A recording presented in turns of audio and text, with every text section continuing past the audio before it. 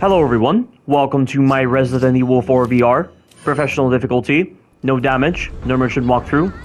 This is the final chapter, chapter 5, and I am making sure to shoot out that spotlight before triggering this cutscene right over here, because the moment that cutscene triggers, you will get a checkpoint, and if you didn't shoot the spotlight, you will have to shoot it every single time you restart the sequence. But I did not have to restart the sequence at all, and this is a sequence that, in all honesty, works a lot better in the original version of Resident Evil 4 compared to the VR version of Resident Evil 4. And I'll explain in a moment. But the strategy that I'm going to use for this sequence is exactly the same like in the original version of Resident Evil 4. But with some of the changes that they've made to the VR version of Resident Evil 4, actually implementing that strategy is a little bit harder because of some problems that I've encountered with the sequence. And that right there, did you see that? I was able to fire around the corner, so because of the liberties provided by the VR system, you're able to do stuff like that where you can shoot around corners, and it's not that useful, and there's not really a lot of situations where you need to use it. But it's cool nonetheless, in case you're dealing with some very tough enemies. But the strategy is about to begin right now. So what I'm going to do right here is I'm going to try to get the Gatling gunner to fall down the ladder. I can't have him on the roof when I knock him over.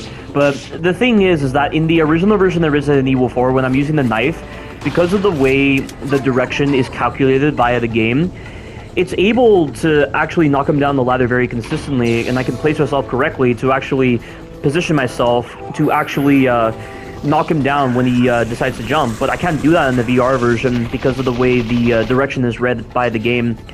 So I'm having to wait until he jumps down the ladder, and then I'm going to run for the laser right over here, because when I get on this roof, because he's on the ground, he's not going to try to shoot me. And they've changed the way you use these mirrors right here, so you have to actually grab onto them and turn them in real time.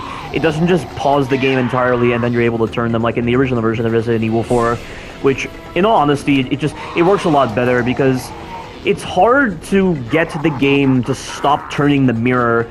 So there is a moment in one of my earlier playthroughs of Resident Evil 4 VR where I had so much difficulty trying to make sure that the laser was pointed towards the next mirror, because the game kept on extending my turning animation, and so I had to keep on readjusting, and then eventually I got it, and it was just very, very frustrating, and it gave plenty of time for the Gatling gunner to get up, and he was causing a lot of problems. And luckily that didn't happen this time. But personally, if the laser goes on the mirror, it should stop. It should disable the grab prompt the moment it goes on the mirror. I don't know why that's not a thing with this game. Like right here, it disables the grab prompt the moment the laser reaches that endpoint right over there. And also, you get a checkpoint, just like in the original version of Resident Evil 4. And I didn't use the checkpoint in the original version of Resident Evil 4, but here I'm going to use the checkpoint, because the looseness of the VR controls and the way they've programmed the laser puzzle here, I need to use the checkpoint because of the problems I've been encountering. But right now, I'm going to knock that guy over. I really should have knocked him down the ladder, but again, the game has a lot of trouble actually calculating which way the enemy will go when you actually use your knife, and I think it's just better to use the shotgun for that part right there. But there are two more enemies, and I'm just going to get them out of the way, and we're going to make our way up, and the rest of this should be very simple. And during this time, I'm just going to go on different tangents for this particular sequence, because a lot of things have happened with regards to Resident Evil. So, in official news, apparently there's been a leak that Resident Evil 4 Remake might be coming, and apparently someone saw the Los Illuminados symbol on something. I don't know exactly what it was. And also, my subscriber, Pulkit Sharma, confirmed that Resident Evil 4 Remake was leaked. So, unfortunately, my worst fears are confirmed. Resident Evil 4 Remake is definitely coming, if this leak is to be believed, which I am not looking forward to Resident Evil 4 Remake at all. Resident Evil 2 Remake was disappointing. Resident Evil 3 Remake had a lot of holes. Resident Evil Village was just a mockery of Resident Evil 4 and Resident Evil 7, even though I do like the game. And going off of Resident Evil Village specifically, and just using that as the framework for a potential Resident Evil 4 remake, the enemies did not flinch whatsoever in Resident Evil Village, and they had so much life, and they made the merchant system so heavily enforced upon you. Like, you were pretty much forced to use the merchant on every single playthrough of Resident Evil Village on the highest difficulty, given the way the game was balanced. And it just turned Resident Evil Village into an RPG, arcadey mess, not respecting the original version, the Resident Evil 4 in the slightest, where you had the base version of Resident Evil 4, and you did not have to be so reliant upon the fucking merchant system like it was an RPG game. This game was skillfully designed to be accommodating without the merchant, to respect its survival horror roots, to actually reward creativity, to actually reward you for being very smart with ammunition, and to really punish you for not using your ammunition intelligently. And also, Resident Evil 4 at least had some diversity to its sequences to really make the whole emphasis on the guns matter. But Resident Evil Village barely had a lot of those sequences. And, you spend more time just running past a lot of the enemies in Resident Evil Village and just using the exploit areas because of the way the game was programmed and the fact that they put so many limitations on yourself and on the enemies.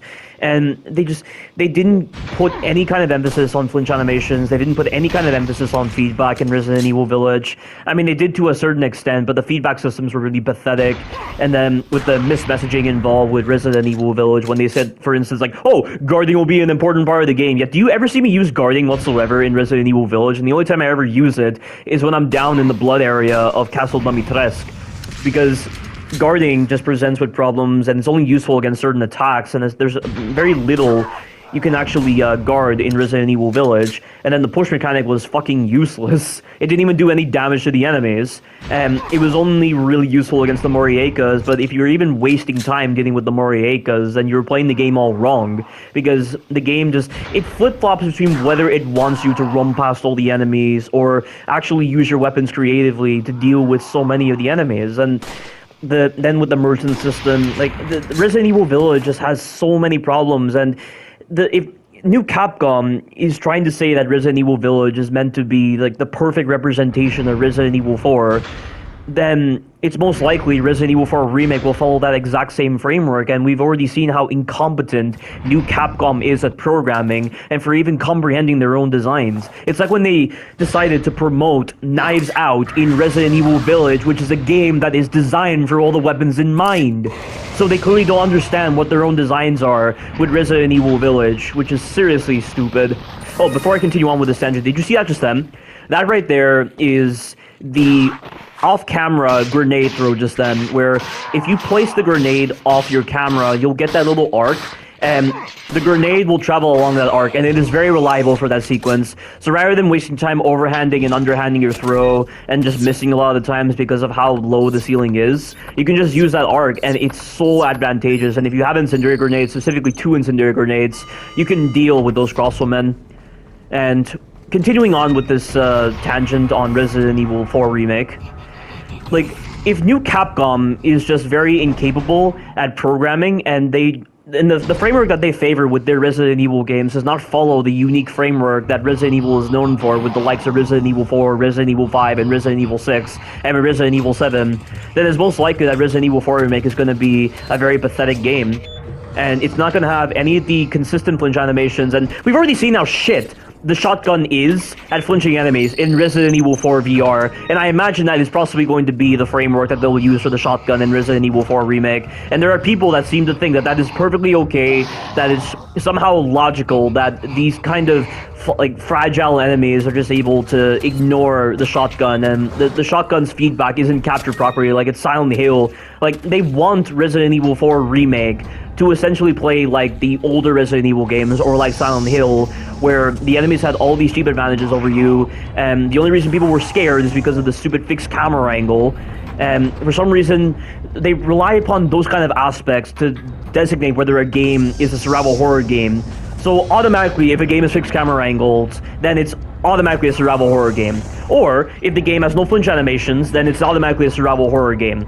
Or if the game has music, then it's automatically a survival horror game. That's just how, like, rigid and simple-minded these individuals are with actually judging whether a game is survival horror or not, like with Under the Mayo, Sphere Hunter, and like Kendo's Gun Shop survival horror, or with a Boulder Punch, or all these other fucking retards.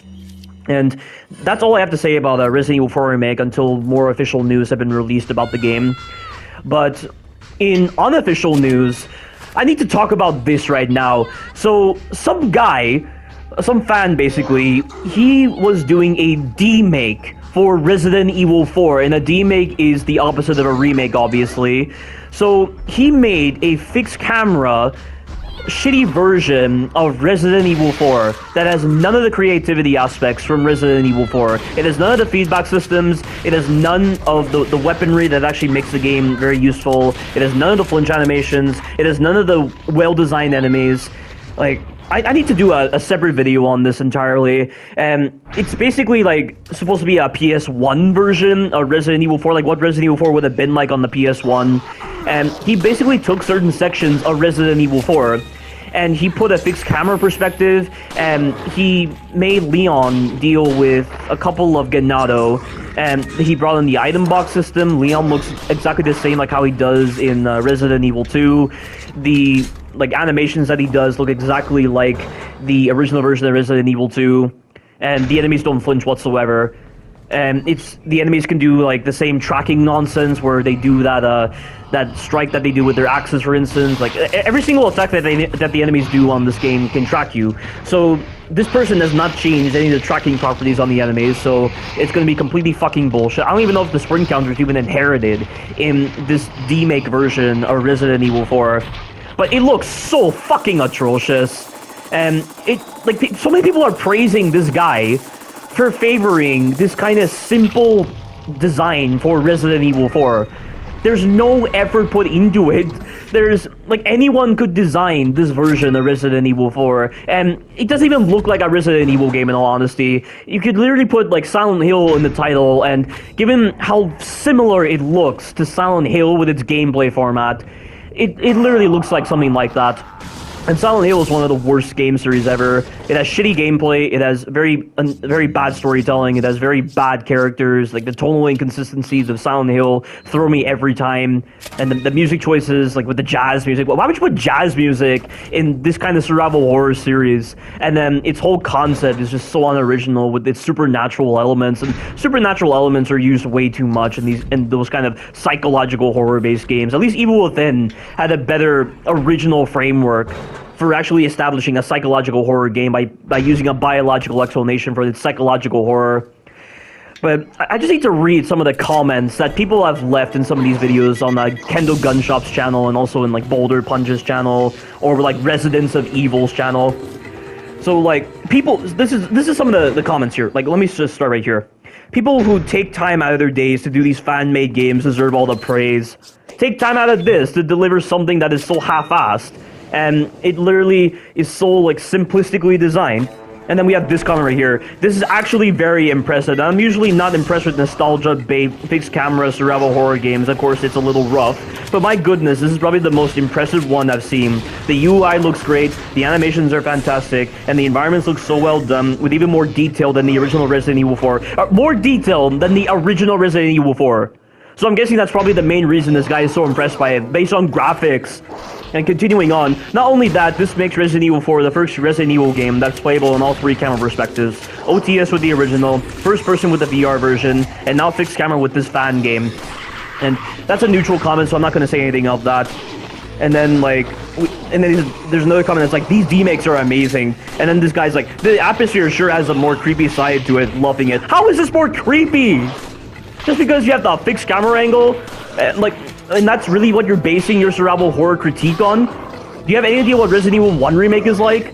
Resident Evil 1 Remake is easily the worst Resident Evil game ever made. It's a mainland Resident Evil title, and it is so uninspired, it is so uninteresting, and you've seen my walkthroughs of Resident Evil 1 Remake, and you've seen how unimpressive the game is with its simplistic enemy designs, with its simplistic boss designs, with its lack of emphasis on the weaponry, with some of the cheap advantages that enemies get, the whole ability to make crimson heads, the shotgun should always be 100% decapitation, but for some reason you can't decapitate enemies on the ground. You have to specifically burn bodies. You can't just put a couple of bullets in their heads. The enemies get this cheap artificial advantage over you to allow them to turn them into crimson heads, which further de-incentivizes you from actually trying to deal with the enemies. The enemies have no flinch animations in Resident Evil 1 Remake. Like, the enemies are placed in such a way where it's just better to run right past them and just use your knife. And the game even encourages you to do knife only, given the trophy that's listed. And then, like, a lot of the shitty hitboxes, the phantom range, and then, like, the pathetic boss designs, and, like, the first two bosses just being reskins of, like, a dog and a Crimson Head.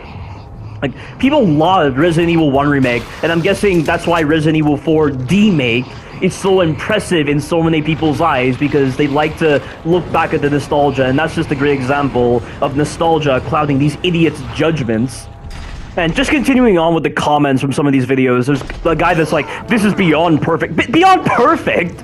It's literally, like, no different to any other game you'd be seeing on the PS1 era. It's so uninspired, it's so uninteresting, it favors so much bullshit, and, like, just the way it looks when the enemies aren't even registering any flinch animations. Yeah, that makes realistic sense. That makes total sense for the enemies to not flinch from bullets, and that somehow makes the game scarier, when all it does is just force you to rely upon unorthodox strategies, or just force you to not go to side areas and the like, and it just forces you to find one specific path just to get past the enemies.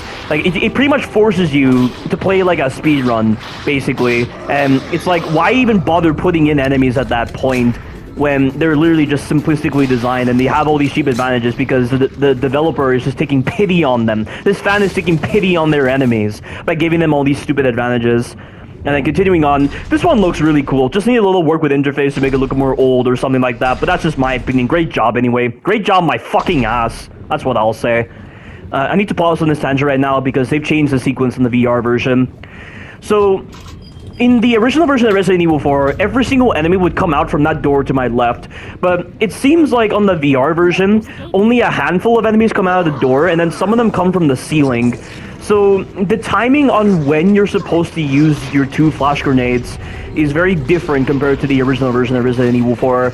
So, this is presenting as a bit of a problem right here, because I could have been hit by that access den. So you've got to place yourself correctly, you've got to do this very, like, tedious strategy. Like, I personally don't like this change that they've made. It just, like, there's no telling what the enemies choose to do. It just leads to a lot of cumbersome strategies involved.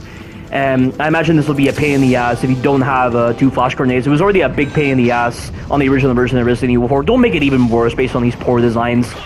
And then with Ashley, I forgot to mention, guys, at the beginning of Chapter 5-2, when I reunited with Ashley, I had so many moments where Ashley was being a fucking idiot, and she kept on cowering near enemies while they were blinded.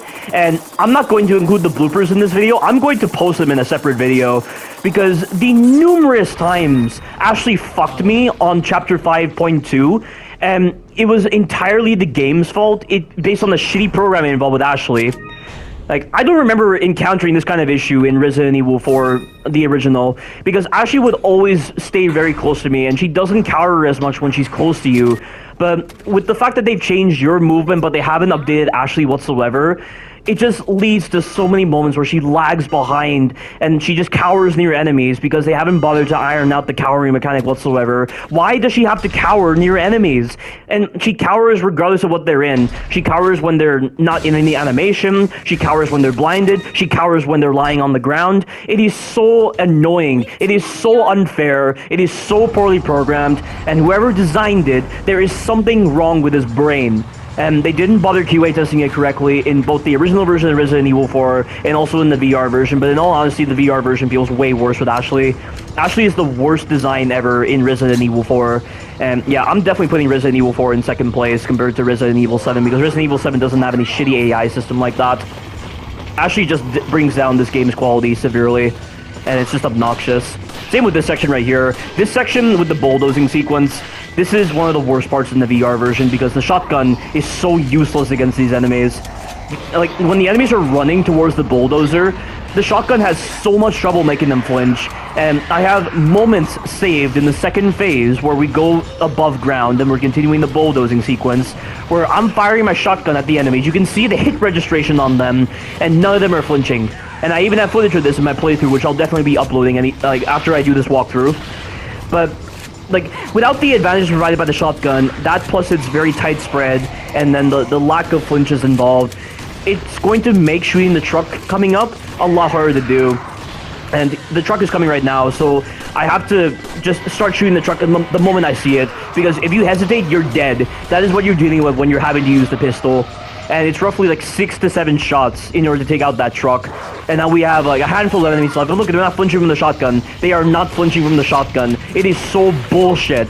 So fucking bullshit. I don't care that I'm so far away from the enemies. A fast projectile, like a shell, should always make them flinch to actually balance out this sequence. But look, the enemies are currently encountering me right now, and they are getting in my way. They are making it a lot harder to shoot this truck, and I'm already having to deal with the fact that the laser doesn't go the full distance. The laser just cuts off a bit, like near the end of its endpoint, and it's so dumb. Like, it's gonna make it a lot harder to shoot this truck. But at least that sequence is done now, and I nailed it on the first try, but in some of my other playthroughs, that took me multiple tries, and I did not nail the second phase on my first try. But this is a change I'm making from the original version of Resident Evil 4 to here. So I'm taking this path instead, because they've added additional enemies to the sequence. Because in my first playthrough of Resident Evil 4 VR, I had so many moments where enemies would be jumping onto the bulldozer and attacking Ashley if I wasn't fast enough when I was taking the right path. But on the left path, it was a lot faster, and there weren't as many enemies in the way. And you can't do that sequence with just classic Leon format. It's impossible.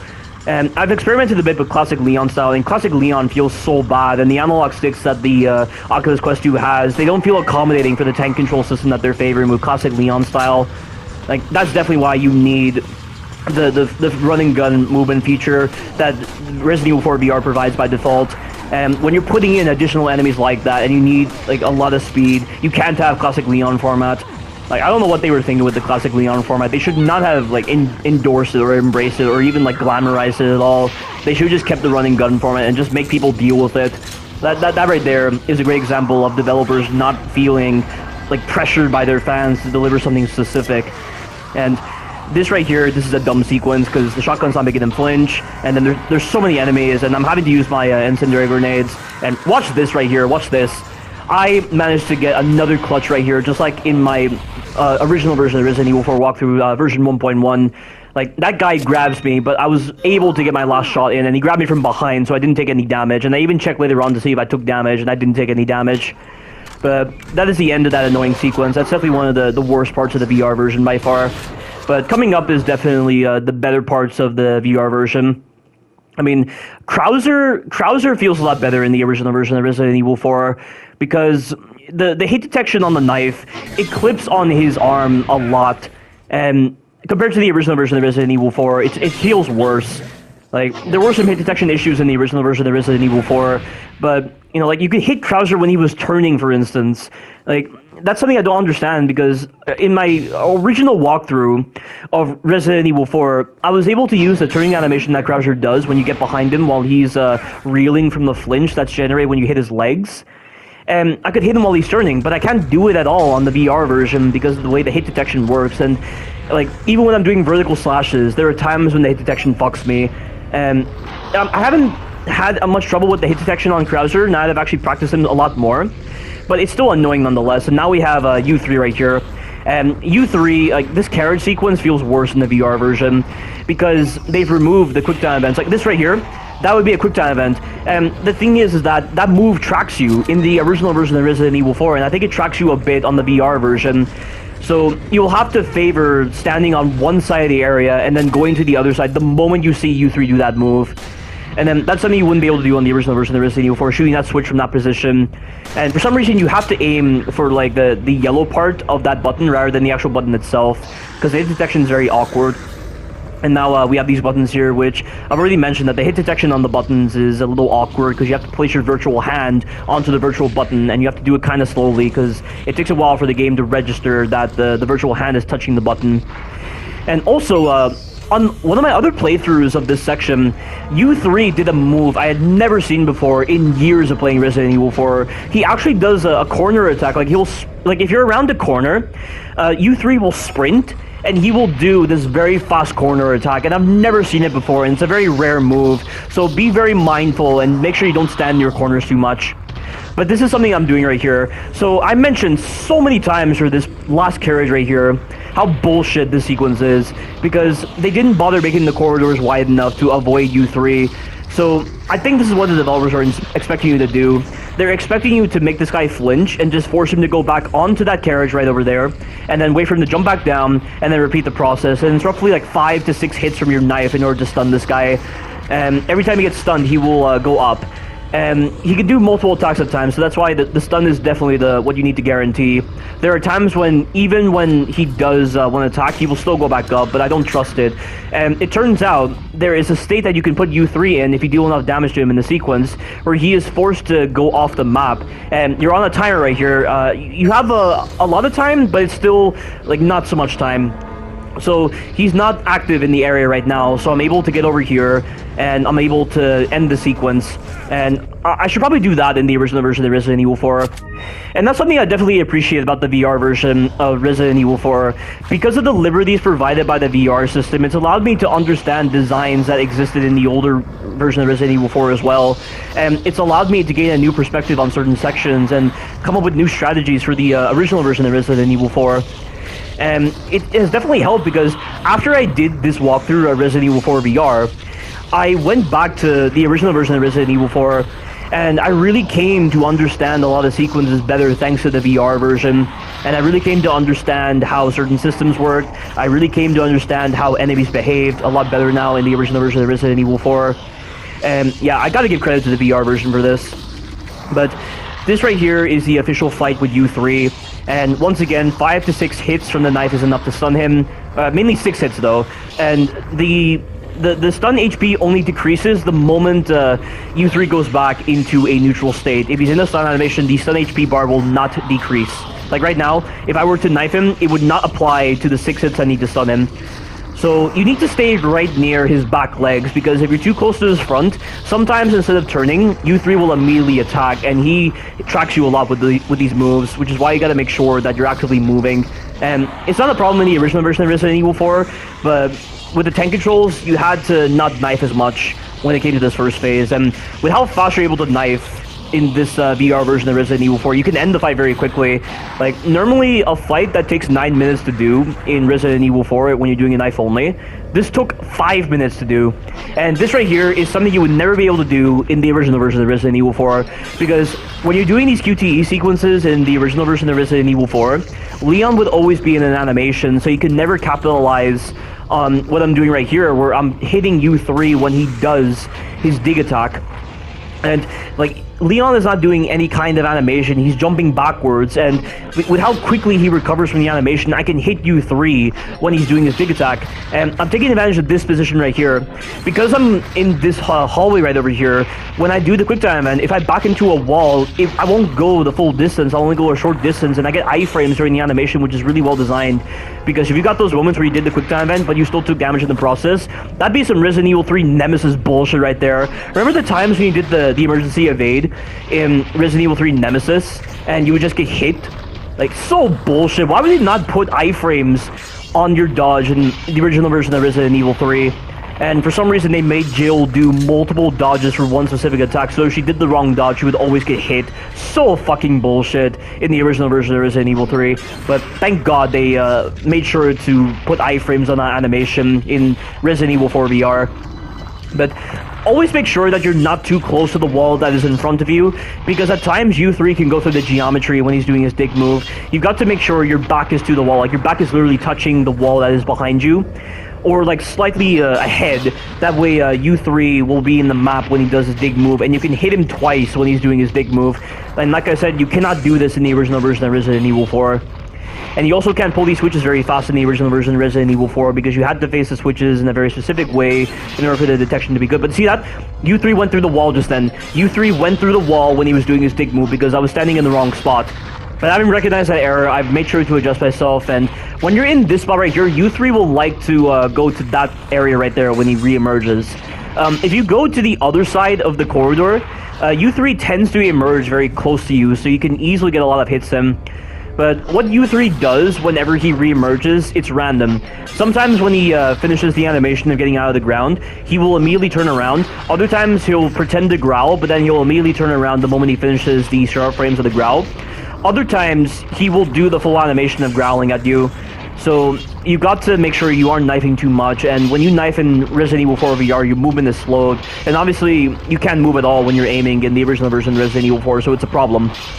But like these capabilities provided by the VR, they actually make this fight great. This feels more like a fight knife only compared to the original version of Resident Evil 4, where with how long it took to do the second phase of U3 in the original version of Resident Evil 4, I just used incendiary grenades, and incendiary grenades are largely useless for these later chapters of Chapter 5. So that's why I just opted to use my knife right here, and at least I'll have a couple of additional grenades to use to my advantage. And obviously use the explosive barrels in order to deal a lot more damage to U3 when you get the chance. But the fight should be ending right here. Yep, it is ending right here. So going on ahead, we have a mild skirmish right here, but it's just blow up one barrel and run. Grab that hand grenade, and we're just moving on. And now we're dealing with Krauser.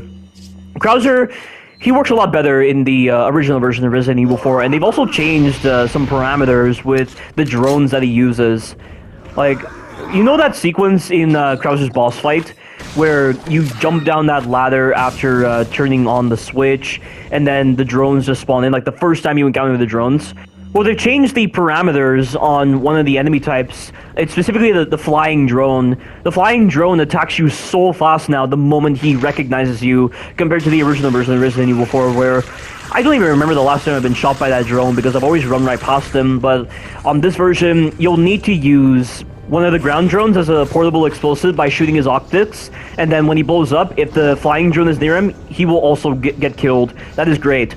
And at least I'll be able to get ammunition in the process. I should be doing that more often in the original version of Resident Evil 4, just destroying those drones so that I get more ammunition. But the fight with Krauser has begun. The moment the fight begins, he can do one of three things. He will either use his machine gun, his grenades, or his bow and arrow. I think in the VR version, he has the ability to hit you with his bow and arrow. Normally, in the original version of Resident Evil 4, when Krauser was using his bow and arrow, he would always fire around you. But on the VR version, he fires at you, and he's very good at hitting you with the bow and arrow on the VR version. So be very careful of that. And when he's using his machine gun, you'll want to wait behind the wall a bit, then start running. And also right here, you might be wondering why Krauser isn't setting up on the roof. It's because he spawned behind one of the walls when I went through that door. And because the sprint on this game is a lot faster compared to the original version of Resident Evil 4, Krauser cannot catch up to you at all, and he will be so insistent on trying to knife you rather than going to his other weapons. I think it's because you're actively moving. So I think to counter this, he tries to run after you rather than actually shoot you or use his other weapons. So that's definitely one advantage that the VR provides in order to make this fight a little bit shorter. It's a shame they haven't changed this at all, because I'll never understand why they put this statue puzzle here, and even though I said I'll never understand, I've already specified that it's likely that Shinji Mikami put this here in order to poke fun at the original Resident Evil games for their really dumb box and statue puzzles, and also with puzzles in general, which is interrupting your immersion into the survival horror realm, because they were just so out of place and so arcadey. It's like, why were these puzzles there? It's like with Tormented Souls, for instance. Like, why would you put puzzles in a hospital area? And you would never be able to get patients to the emergency room very quickly every time you'd be going through those puzzles. Like, it's so arcadey. It just takes you out of the experience, and I don't like it at all. But Krauser is behind this wall. That's where he is most of the time, and I'm trying to shoot him, but I don't think his hitbox is active. I think his hitbox is disabled when he's hiding behind the walls here. It's only active the moment he starts attacking you. And now we have this Qte sequence right here, which... The Qte sequence, it's a little bit harder because I think there's like 4 different inputs it could be, depending on your motion controls. In the original version of Resident Evil 4, it was only 2 inputs, and you could at least press all the buttons at the same time to not have to deal with that Qte sequence. But this right here, rather than taking the other path, I'm going to take this path right here and just shoot that drone, because the flying drone will be right near the little drone, and the little drone blew up, so the flying drone is gone as well. That is good. And I at least got some ammo in the process. Sometimes you'll get healing items, sometimes you'll get treasure. It varies. We have some more drones right here, so I'm going to use the time to get some ammunition. The fight will be ending shortly, and the final encounter with Krauser will be against his mutated arm. And the encounter with his mutated arm, like I said, the hit detection on your knife can fuck you in the VR version compared to the original version. I mean, that's what I notice a lot more, and I just feel like the dishonesty involved with how the slash is registered in VR can be a problem. But to counteract this issue, I'm going to make sure that I'm bending my knees and I'm just leaning down on the ground so that I can actually like position the default position of the camera to be right near Krauser's legs, so it makes it a lot easier for me to hit his legs. And you'll see right here, like I'm leaning a bit, like this is me kneeling right now, which is why the camera's slanted, and it's making it easier for me to hit his legs. Because it's easy to hit Krauser's legs when his arm's not in the way, and the hit detection doesn't fuck you so much. But if you hit his head, that's the problem, because Krauser is so quick to react whenever you hit him in the head. And if you hit him in the head and he gets knocked back and then he comes right at you, he will not do the two moves that you just saw, where he does his vertical slash and also his horizontal slash. He will instead do other moves, which can be a problem. Because if he does a move where his mutated arm gets in the way, you'll need to back up. And the same with the other moves as well. But now we have this sequence right here, and there's not much to really say about the sequence, but they have made some poor changes with some sections in the VR version of this section. But right now, the rest of this is pretty simple. And, you know, I've always had these moments where after Mike would destroy this turret right here, enemies would spawn. It turns out, if you look to the right, there's a ladder, and enemies will actually spawn from that ladder. So that's why I was getting moments in the original version of Resident Evil 4 where enemies would spawn behind me. It's because when Mike destroys the turret that is above you, enemies spawn from the ladder that is behind you, rather than these enemies right here just coming around in order to get you. That's not what happens in the original version of Resident Evil 4. So it's nice that the VR version allowed me to learn that. And I'm also making sure I equip grenades right here. Grenades are absolutely essential for Sadler. I've already specified this many times in the original version of Resident Evil 4. But Sadler's still a great final boss. Like, nothing's really changed about him. Although, Sadler kicked my ass a lot in this walkthrough, because I had so much trouble aiming for his weak spots, and because I was wasting so much time trying to aim for his weak spots, I was completely ignoring the fact that Sadler, even though it looks like he's kind of far away, he'll still attack you. And he does this this horizontal attack when he's close to you, and it looks like the range attack, which is what gets me confused at times, and that's why I was getting hit by him. But other than that, Sadler is still a great final boss for Resident Evil 4, and he's still like the greatest final boss ever. Second favorite boss will honestly be Evelyn. Not because of the mechanics of the fight, it's because of the emotions elicited by the fight. They made a gimmick fight truly spectacular with Evelyn, and you know, like, I'll never understand why people always have to give such hatred towards gimmick fights as being final boss fights. I mean, how many Resident Evil games have done gimmick fights as final boss fights? I mean, Resident Evil 1 was a gimmick fight. Resident Evil 3, the original, was a gimmick fight. Resident Evil 5 was a gimmick fight. Resident Evil 6 for Ada's campaign, when you're dealing with Carla, was a gimmick fight, because I consider Carla to be the official final boss of Ada's campaign. Resident Evil 7, a gimmick fight. And then, like, there are other Resident Evil games out there where they have gimmick fights. Like, I just feel like people are so, like, simple-minded, and everything has to go one way in order for them to actually enjoy it and experience. But it's like, how can you say that? Like, how can you possibly enjoy anything in life with that kind of one-sided, simple mindset? Like, it's...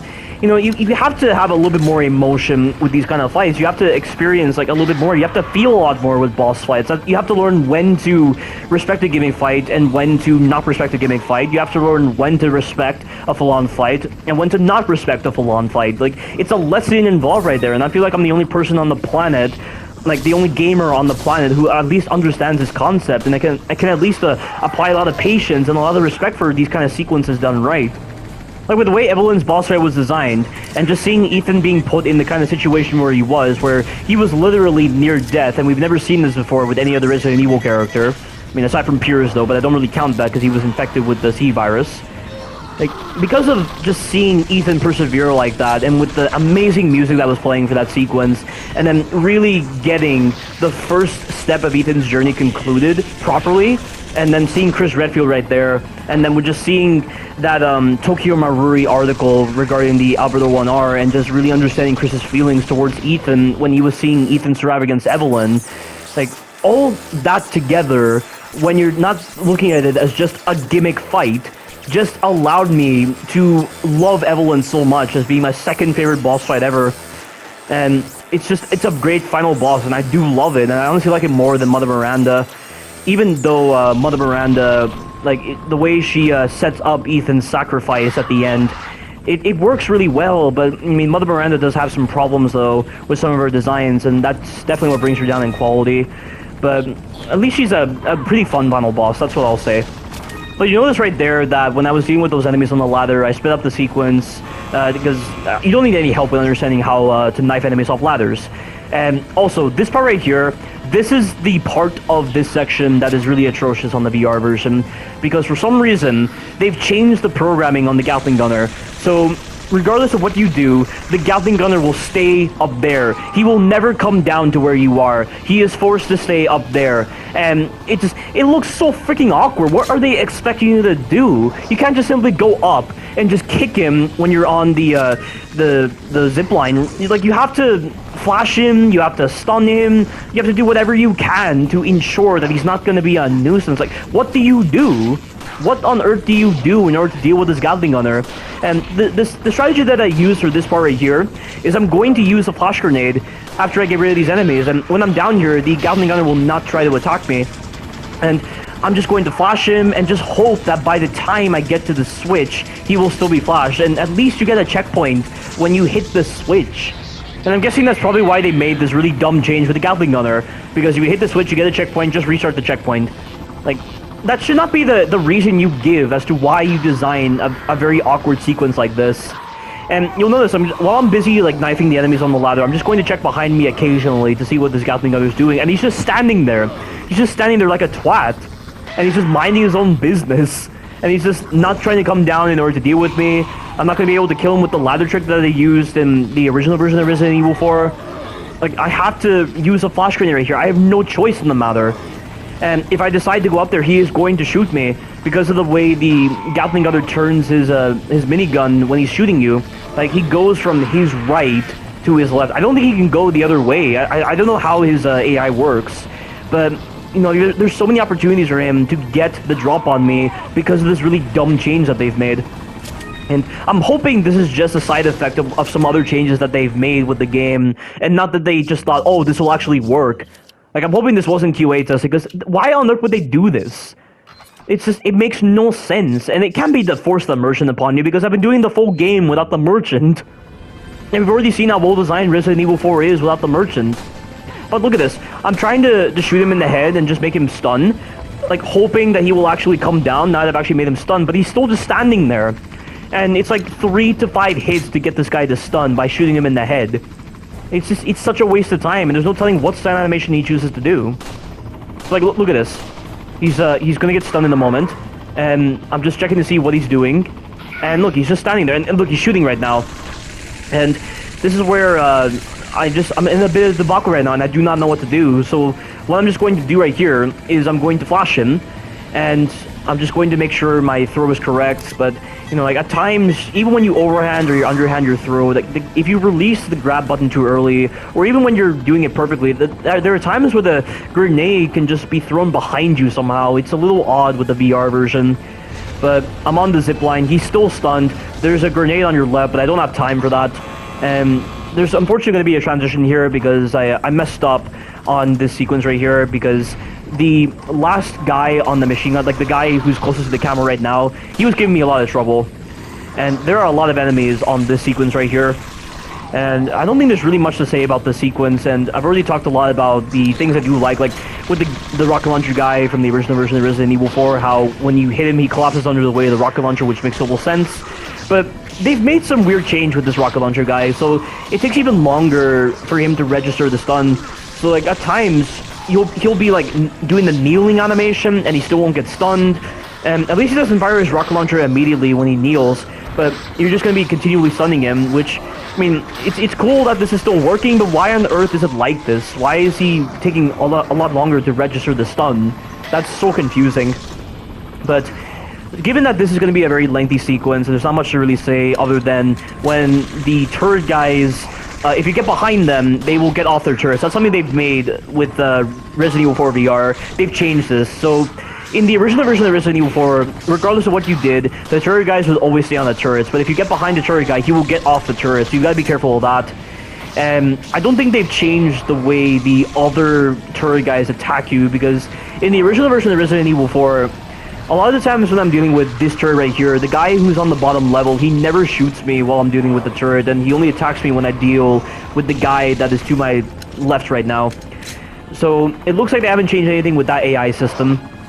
But you see right there, I got near the turret and the guy got off his turret, but he didn't come after me. He jumped down. That's what happened. That's why he's not trying to come after me immediately, because he was on the ladder originally. And you gotta watch out for any enemies that come to your left. Pay attention to the audio. Pay attention to that little slit in the wall right there that allows you to see the enemies coming right at you. And pay attention to the ladder. Watch out for any crossbow guys. If you stay near the back area, typically the crossbow guys will try to climb the ladder rather than actually shoot you. But you just gotta pay attention to the audio to indicate when the crossbow guy is attacking you, and that's pretty much how this is going to go. And if you have enough pistol bullets, I do recommend you just shoot the other two turret guys with your pistol rather than actually going over to where they are, because it's very dangerous trying to run to them. And these guys have a pretty good advantage over you when you're trying to run towards them. And Mike, unfortunately, is rendered a lot more passive on professional difficulty, and I don't know why they had to make this stupid change. On normal difficulty, and this is also the same case in the original version of Resident Evil 4, Mike would be pretty active in attacking the turrets, and actually, wait, I think in the original version of Resident Evil 4, there's really no difference, but in normal difficulty of Resident Evil 4 VR, I really noticed the difference in Mike's performance. He was a lot more active in engaging with the turrets, but they've reduced his active nature to just a really dumb degree, and he doesn't attack the turrets as much, and it just makes no sense. He's supposed to be providing support for us, and this is his way of providing support. He's just like up there doing nothing, and he only attacks the turrets when I get rid of one of the turret guys, and they have to be physically dead. They can't just be off the turret. He has to actually like wait until you kill the turret guy, and then he destroys the turret, which is stupid. Like, why are you doing the work I've already done? That makes no sense. It's one of the changes I never really understood with professional difficulty on both versions of Resident Evil 4. But I've dealt with that turret guy, and there are still more enemies spawning in because I've killed the turret guy. And once I've dealt with them and I've gotten rid of the turret guy, this should be the end of the sequence. But moving on. I'm just going to go back on that previous tangent on Resident Evil 4 Remake. Resident Evil 4 Remake, it looks really bad. Really bad. And all these people are being like, oh my god, Resident Evil 4 Remake, what the fuck, I love it. This guy's name is Resident Evil, I love you. This is the guy that made that comment. Wow. And we have, let's listen to this comment right here. Maybe now, the Snowflake original trilogy purist, perpetually butthurt about 4's over-the-shoulder perspective, can finally get over it. And there are a couple of replies on this. So, Kendo Gunshop Survival Horror replied, finally, RE4 fixed camera, laugh out loud. And then this guy, Jack Jax, this was a guy who originally commented on my videos, but it turns out the guy is literally a fucking child, and the things he says when he says the enemies in Resident Evil 4 are idiots. Why? They are not idiots. They are a lot more intelligent than the zombies in Resident Evil 2 Remake and Resident Evil 3 Remake, and also in the original Resident Evil games. And he's just saying all these things, but without any context, without any kind of like explanation, without any kind of rationale, without any kind of evidence. And then he also said that Resident Evil 7 shit. So at that point, I just banned the guy, and the guy left like a lot of these really dumb comments on my channel, and he also supports really stupid runs. He supports people doing runs that just make the game look like it's 1% finished. And this is a guy that comments on Ether's channel continually. And literally, there are so many moments where I want to tell this guy to shut the fuck up and just keep your thoughts to yourself. Like, that's really what I want to say to that guy. Because this guy, he has some of the most delusional, most idiotic, most childish thoughts ever on his comments. And, you know, he did make some good points originally about Under the Mayo, which I did agree with, but that was still not enough to salvage, like, any of the redeemable qualities of him. That guy is just, he's a fucking idiot. That's what he is. He's an absolute fucking idiot. And literally, like, he has no sense of impulse control. It just really feels like when I'm reading his comments, I'm reading the comments of a 2-year-old who has no sense of impulse control. That's really what it feels like. And he reminds me of Edge Reactor, and Edge Reactor is another person that I haven't talked about a lot, but he's definitely one of the worst people on the planet. And the guy is so rude to me as well. He was originally very rude to me, Edge Reactor, and, you know, it got to a point where I was just done with him, and I banned him from the channel. And that's why I don't ever want to associate with these kind of people anymore. And all they do is just allow me to make tangents about them. But like, Jack Jax, let me just read this comment real quick. Well, actually, wait, before I continue on with this sequence right here, when you press that button, there's going to be one guy with a red bandana on his head, and he is the one that is carrying the key card. And what I'm going to do right here is I'm going to wait in this spot, and I'm going to wait for him to come up, and I'm not going to shoot him when he is on the ladder. I'm going to wait until he gets off the ladder, and then take him out from here. And that's the guy right there. So I'm going to kill him. And I'm doing this in order to not kill too many enemies while I'm trying to get this guy, because if I kill too many enemies, the Gatling Gunner will spawn, as well as a couple of additional enemies. But he's dead, and I just need to pick up the key card, and I'm just going to make a run for it. And I need to also have my flash grenades out just in case, because there are a lot of enemies for this sequence, and flash grenades are needed in order to balance out the sequence. This is the last time we'll need flash grenades for any part of Resident Evil 4, and they're superfluous for the later parts of Chapter 5. But I'm just going to hit this button, and I'm going to go back up to that spot and hit the button again. And there are at least 4 Krauser men blocking my way to the door that I need to use in order to get out of here. And that is the most amount of Krauser men I've ever seen for this sequence. But luckily my flash grenades helped me out, and I'm able to get past the sequence. But going back to that video regarding Resident Evil Demake, or Resident Evil 4 Demake, and from Jack Jacks, like, this is what his comment was. JJ from Residents of Evil, Avalanche Reviews, Sphere Hunter has a bias on it, or when someone likes RE Trilogy OG and likes RE4 but hates RE5 and RE6 are hypocrites. I mean, I guess there was not much to really extract from there, but like, this guy is, I don't know why he has such an eternal hatred for Resident Evil 4, but he's just hating it for the sake of hating it, rather than hating it for logical reasons. But all the comments I've read so far are just a small percentage of the sheer stupidity of the Resident Evil fan base commenting on these videos. And I seriously need to do a separate video regarding Resident Evil 4 Demake, and just really highlight the low standards of the Resident Evil fan base, and why this is a fan base that will see Resident Evil to ruin rather than seeing Resident Evil rise in its ascension. And this is the same fan base that caused new Capcom to fuck up Resident Evil 2 Remake, and that's why Resident Evil 3 Remake had problems, and that's why Resident Evil Village had problems, likely because of the shitty fan base emphasizing to new Capcom all the things that should be improved and all the things that should not be improved. And of course, the things that were not improved were all the things that bring those games down in quality when it comes to their gameplay. So yeah, that is what we're dealing with the very rigid mindset of the Resident Evil fan base. But now we have Sadler. Sadler is still amazing. Nothing is changed about this fight to make it bullshit on the VR version. And I will say though, you have to time your mantle movements correctly so that you can bypass some of his range attacks. And I don't know if this is just something I haven't experienced yet, but I don't think the quick time events for the range attacks exist. So you need to exert a lot of caution. I mean, you couldn't exert any caution anyway in the original version of Resident Evil 4, because the quick time events lasted for a split second when it came to his range attacks. But you see right here why I'm being a little delayed with the mantle animation is because I'm waiting for Sadler to do his range attack, because every time I teleport him right over there, he normally does the range attack. And so I use the mantle animation to get iframes. And so I'm just going to keep on repeating this process. And eventually, once this animation is complete, I'm going to go back and I'm going to hit the switch right over here. You have to actually pull it yourself. It's on the button prompt. And thankfully, the cutscene still plays, so we'll just teleport Sadler over to the correct position where this crane can hit him, and you can initiate this attack right over here.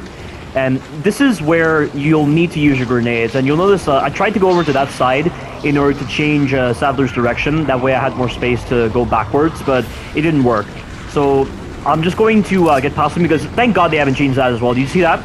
Every time you complete that animation, Sadler's AI turns off, and the hitbox on his tentacles turns off, because the developers understand that there's not a lot of space to run from Sadler, so they want to make sure that the player has plenty of space to get around Sadler before he eventually resumes attacking you, which is really, really good design. If this was new Capcom, they would not have done that. Old Capcom would have perfectly put in these kind of systems to ensure that the player wasn't put into a situation that is almost unavoidable.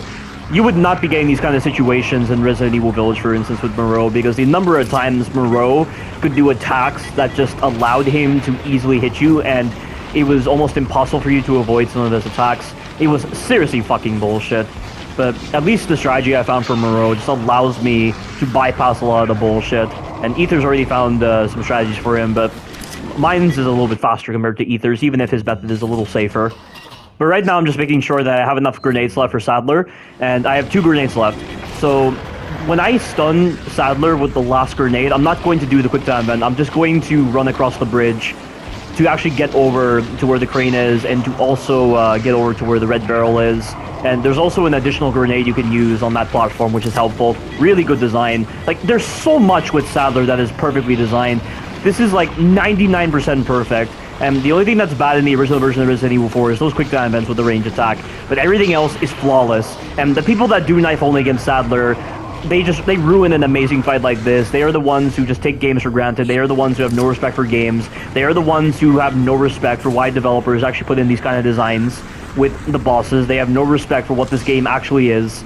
They're seriously a fucking disgrace on the Resident Evil series and on Resident Evil 4 as a whole. And I seriously want to damn them to hell. And I bet those were the kind of people that New Capcom listened to when they said that Resident Evil Village was designed for Knives Out. How fucking retarded can you be as a AAA developer? I seriously don't get it. I really don't get it. And this kind of mentality, if it does return in Resident Evil 4 Remake, it's gonna be shit. The game is going to suffer severely because of this mentality. And it's just, I bet they're gonna ruin Sadler in Resident Evil 4 Remake. I know they'll ruin Sadler. I know it. They'll make all the encounters that were great in Resident Evil 4 horrible.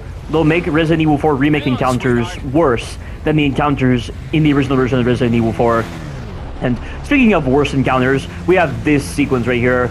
I do not like the jet ski moments on the VR because you have to grab both sides of the handle for the jet ski, and it's just, the turning is kind of unresponsive in certain parts of this jet ski moment, and it's more noticeable when you're on these jumps right over here. So it's like after this, and like you're going to be forced to accelerate, because if you're not accelerating, the water will catch up to you. But it's just, you have to take it nice and slowly with your turns in order to ensure that the game is responding to your inputs. But like, this is the part right here. Like, it's this jump. This jump got me screwed so many times on my playthrough because it just, the game wouldn't register my turning fast enough. It was just so slow and sluggish to actually respond. And it's just, it's not a very good ending to this game, and I don't like this ending in the VR version. On the original version, it's miles better.